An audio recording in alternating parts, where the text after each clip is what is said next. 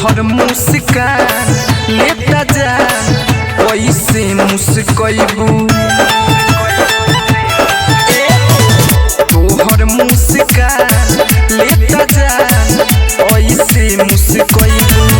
प्यार के बीमारी धरा के दीवाना के पागल बनैबू तोहर मुस्कान लेता जान कैसे मुस्कैबू तोहर मुस्कान लेता जान कैसे मुस्कैबू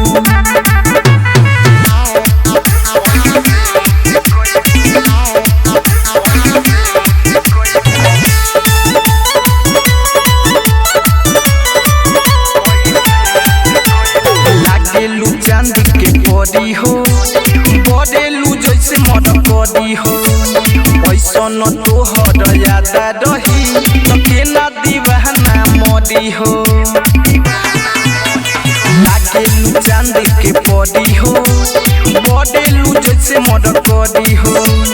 ऐसा न तोहर याद रही तो केना दीवाना मरी हो दिलवा से दिल मिला के ओही में घर बनैबू तोहर मुस्कान लेता जान कैसे मुस्कैबू तोहर मुस्कान लेता जान कैसे मुस्कैबू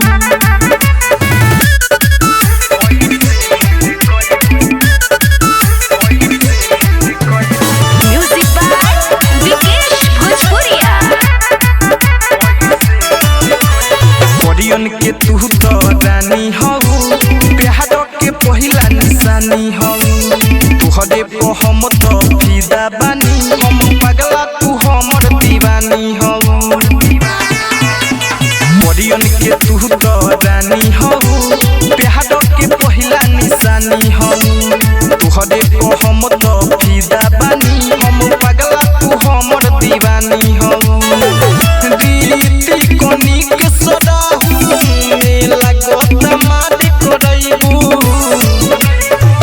तोहर मुस्कान लेता जान कैसे मुस्कैबू